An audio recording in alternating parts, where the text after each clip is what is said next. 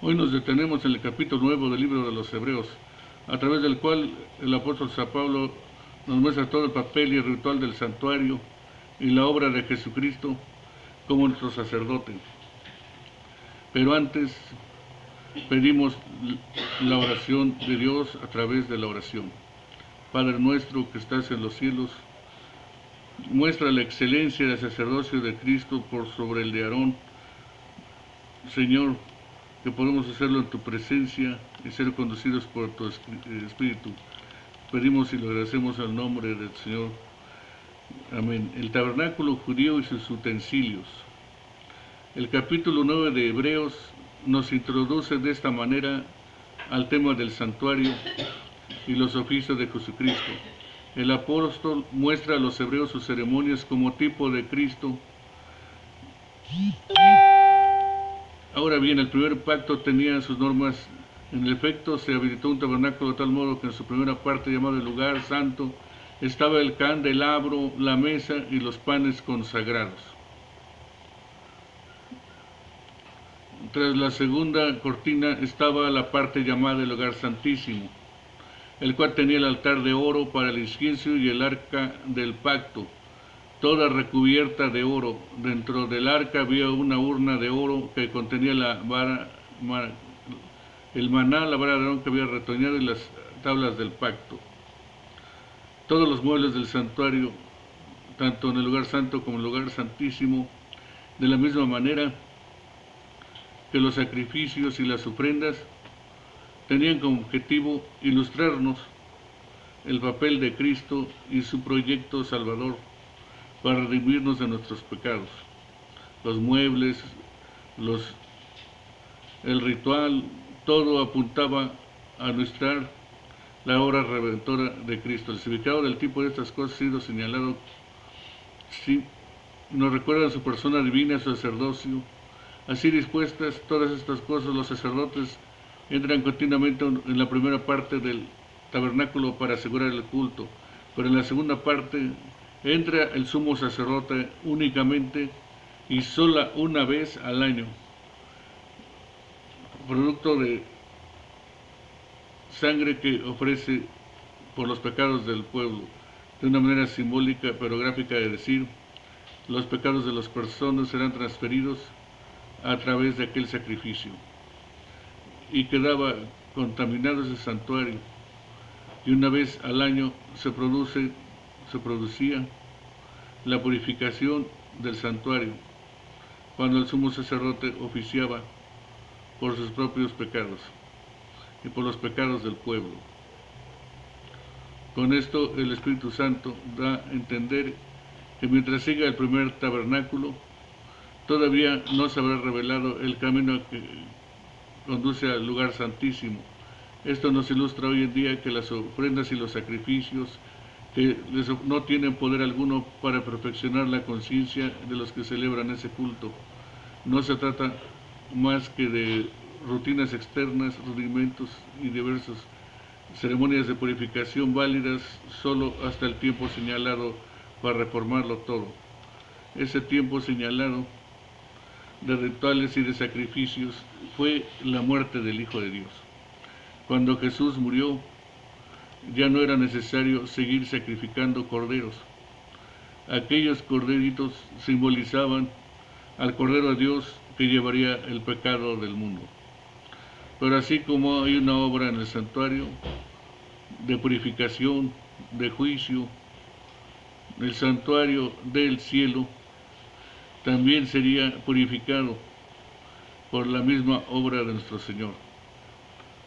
Versículo 11. Cristo, por el contrario, al presentarse como sumo sacerdote de los bienes definitivos, el tabernáculo más excelente y perfecto, no hecho por manos humanas, es decir, que no es de esta creación. Está hablando del santuario del cielo. Entró una sola vez y para siempre en el lugar santísimo. No lo hizo con sangre de machos cabríos y becerros, sino con su propia sangre, logrando así un rescate eterno.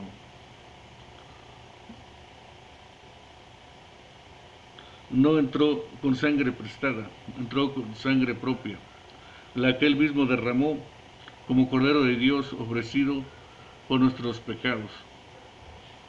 Versículo 13. La sangre de machos cabríos y de toros y las cenizas de una novilla rociadas sobre personas impuras las santificas de modo que quedan limpias por fuera. Si esto es así, cuanto más la sangre de Cristo, quien por medio del Espíritu Eterno se ofreció sin mancha a Dios, purificará nuestra conciencia de las obras que conducen a la muerte, a fin de que le sirvamos al Dios viviente.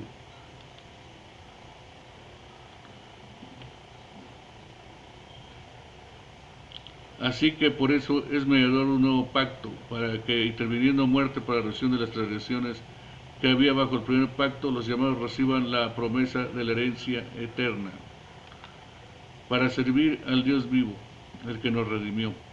Por esto Cristo es mediador de un nuevo pacto, para que los llamados reciban la herencia eterna prometida, ahora que Él ha muerto para liberarlos de los pecados cometidos bajo el primer pacto. En el caso de un testamento es necesario constatar la muerte del testador, pues un testamento solo adquiere validez cuando el testador muere y no entra en vigor mientras vive. De ahí que ni siquiera el primer pacto se haya establecido sin sangre. Después de promulgar todos los mandamientos de la ley a todo el pueblo, Moisés tomó la sangre de los becerros junto con agua, lana, escarlata y ramas de hisopo, y roció el libro de la ley y a todo el pueblo, diciendo: esta es la sangre del pacto que Dios ha mandado que ustedes cumplan. De la misma manera roció con la sangre el tabernáculo y todos los objetos que se usaban en el culto, que representaban a Cristo, su sacrificio, su entrega, su compromiso. Jesús el pan es la luz. De hecho, la ley exige que casi todo sea purificado con sangre, porque sin derramamiento de sangre no hay remisión de pecados, no hay perdón. Cuando Jesús muere, adquiere el derecho legal de ser justo y al mismo tiempo ofrecer su misericordia. Por eso, sin su muerte, no habría existido la paga del pecado. No habría de parte de Dios un derecho legal y misericordioso de justificarnos y de perdonarnos. Por eso dice: sin derramamiento de sangre no hay perdón. Alguien tenía que pagar la culpa del pecado, que es la consecuencia final, era y es la muerte. Versículo 23. Así que era necesario que las copias de las figuras celestiales fueran purificadas así, pero las cosas celestiales mismas con mejores sacrificios que estos. Pero porque no entró Cristo en el santuario hecho de mano, figura del verdadero, sino que en el cielo mismo, para presentarse ahora por nosotros ante Dios. Hay un momento y un tiempo en la profecía que después de un juicio el santuario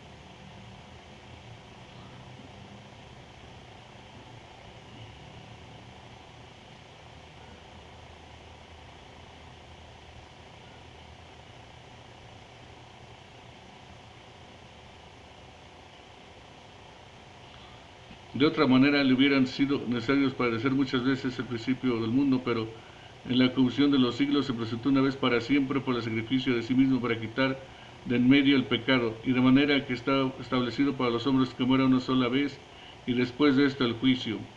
Así también Cristo fue ofrecido una sola vez para llevar los pecados de muchos, y aparecerá por segunda vez sin relación con el pecado para salvar a los que le esperan.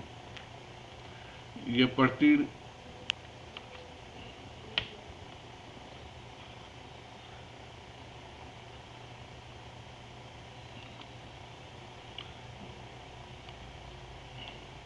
al haberse propuesto Cristo a ser sumo sacerdote, no podía entrar en el cielo